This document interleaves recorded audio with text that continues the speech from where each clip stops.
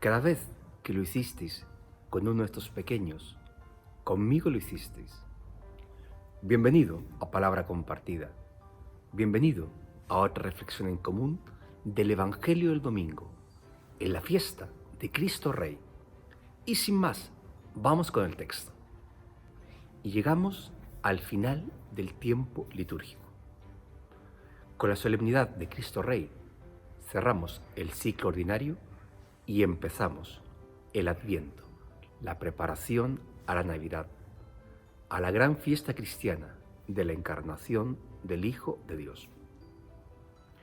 Los domingos anteriores, la liturgia nos fue preparando para poder recibir esta lectura, conocida como la lectura del juicio universal o del juicio a las naciones. Sin más, vamos a leer el evangelista según San Mateo, donde nos va a describir qué es lo que Dios va a demandar de cada uno de nosotros. Recordemos que los domingos anteriores era la parábola de las doncellas, era la parábola de los talentos, y en todas ellas se nos recordaba que el dueño, que ese rey, que ese novio volvía y nos iba a reclamar algo que era de él. Pero en esta ocasión, la parábola es un poco más universal, porque va a mirar a todas las naciones, a todos los hombres y mujeres de buena voluntad, para ver si eso que ellos han hecho está de acuerdo a ese reinado que Dios nos ha ofrecido. En este Evangelio, según San Mateo, aparece la figura de un rey que viene a juzgar, o si queréis, de un gran legislador, y le va a pedir cuentas a los discípulos de cómo han vivido su vida. A lo mejor, en un contexto religioso, los discípulos o los seguidores esperaban que las preguntas de ese legislador universal, de ese juez, hicieran referencia más bien a acciones piadosas, a prácticas religiosas, de haber consumido alimentos impuros o impuros, de haber tenido mal carácter o mejor carácter, de haber cumplido ciertas normas, de haber transgredido otras. Y sin embargo, ese juicio final, el cual os invito a leer según San Mateo, nos va a hablar de la misericordia, nos va a hablar del amor, de haberla ejercido, de haberla vivido y de haber dado de nosotros lo mejor que teníamos con aquellos que más sufrían. Pues sí, San Mateo va a dibujar un gran juicio final. Y este legislador que vuelve va a separar a unos de otros en función de las obras que ellos hicieron. Pero fijaros bien que las preguntas van a ser: ¿me diste de comer cuando tuve hambre? ¿Me diste de beber cuando tuve sed? ¿Me vestisteis cuando me visteis desnudo? ¿Me visitasteis cuando estuve en la cárcel? ¿Me socorristeis cuando estuve enfermo? ¿Me disteis de beber cuando estuve sediento? Y muchos que no han entrado a ese reino, que no han entrado a ese banquete, se dirán: pero ¿cuándo te vimos hambriento, sediento, en la cárcel, desnudo, enfermo, etcétera, etcétera? Y Jesús les va a decir: cada vez que no lo hicisteis con uno de estos pequeños, tampoco lo hicisteis conmigo. Por tanto, no podéis heredar ese reino. Fijaos bien lo que puede haber significado haber escuchado esta parábola por primera vez. Nosotros la llevamos escuchando mucho tiempo y aún nos vuelve a estremecer. ¿Cómo Jesús, como legislador, como Señor, no me estás juzgando por no haber cumplido preceptos rituales, por haber asistido al culto, por haber hecho tantas cosas que a lo mejor en mi mentalidad religiosa estaban presentes? Me estás juzgando por no haber ejercido el amor, la caridad, la misericordia. Y Dios, en ese juicio que dibuja San Mateo, le va a decir: sí, porque cada vez que ejerciste el amor, cada vez que viviste la misericordia, cada vez que curaste una herida en este mundo, construiste el reino de Dios.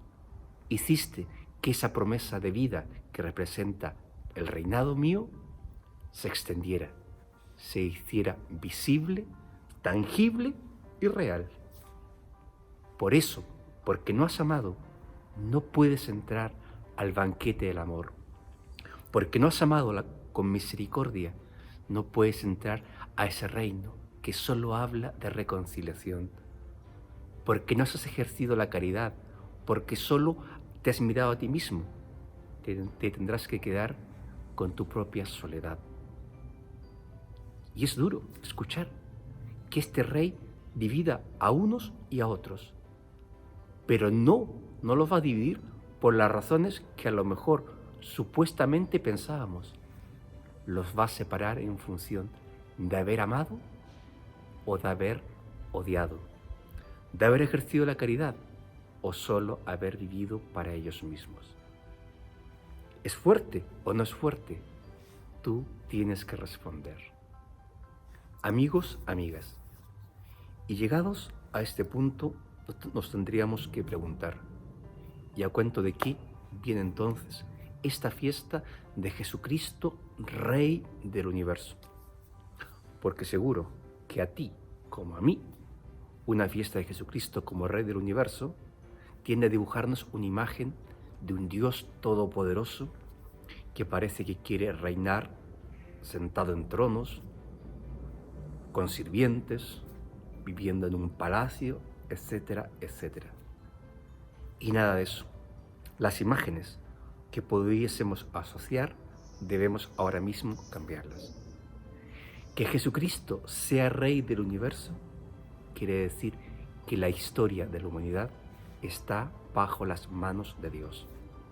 Estamos bajo su mirada providente y amorosa. La historia humana y nuestra historia personal. Que Jesucristo sea Rey del Universo nos quiere decir que su reinado no es un gobierno político, simplemente y nada más y nada menos que es una nueva forma de entendernos, donde Dios sea el centro y desde ese centro que es Dios podamos construir una comunidad de hombres y mujeres que se respeten, que se valoren, que se aprecien. El reinado de Dios es simplemente poner en el centro de la vida el amor y la misericordia. No es un reinado de dominaciones, no es un reinado de sometimientos, no es un reinado de imposiciones, es un reinado de servicio. Es un reinado donde las actitudes que impregnen a los seguidores de Jesús se deban reconocer, se deban mostrar por la caridad y la misericordia ejercida. Vaya que si cambia esta fiesta, si entendemos el reinado de Dios así, como ese mesianismo que Él quiso traer, pero que ni siquiera sus mismos discípulos fueron muchas veces capaces de entenderlo. Y nosotros, 21 siglos después, nos puede pasar lo mismo. No estamos llamados a construir reinados políticos los cristianos, simplemente estamos llamados a impregnar con nuestras nuevas actitudes, con un corazón renovado, con unas valoraciones distintas, una sociedad donde todos los hombres, creyentes y no creyentes, hombres y mujeres de buena voluntad, esa es la expresión que utilizamos, podamos vivir de una manera digna, donde a nadie le falte lo necesario para vivir. Como siempre, yo te he ofrecido mis reflexiones, pero ahora es tu momento, es tu turno. Yo entiendo que las lecturas de estos últimos domingos, de los talentos, de las doncellas, de los convidados al banquete, donde siempre unos entraban y otros eran rechazados, nos causan un cierto desasosiego. ¿A que sí? ¿Cómo es eso que Dios acepta a unos y rechaza a otros? Y siempre que me preguntan este tema, digo yo lo mismo. La salvación de los seres humanos es un misterio de Dios. Está en sus manos. Lo único que sabemos por la fe es que Dios quiere salvar a la humanidad, a todos. Por eso nos ha regalado a Jesucristo. Lo único que nosotros podemos hacer en esta salvación es simplemente colaborar. es simplemente ayudar a que esto se haga realidad. Y el Evangelio que acabamos de leer, el último, para cerrar este ciclo litúrgico, que como sabéis vamos a empezar en breve el Adviento, es ejercer la caridad. Quien ha amado, quien ha vivido desde la misericordia, quien ha tenido detalles con aquellos que sufrían, quien ha visto en el pobre, en la persona que sufre, el rostro de Dios, que no se preocupe de juicios, que no sé cómo explicarlo.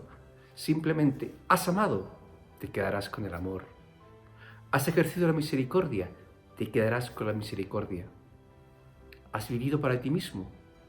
No lo sé lo que pasará.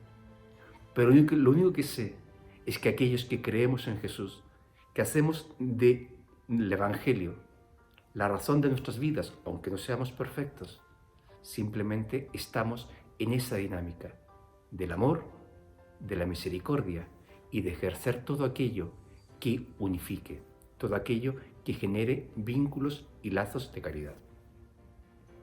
Por tanto, la última conclusión, la última idea que quiero que te vayas con ello es que el amor es todo, pero el amor en clave cristiana tiene rostros hambrientos, como el Evangelio, sedientos, desnudos, extranjeros, gente que estaba en la cárcel.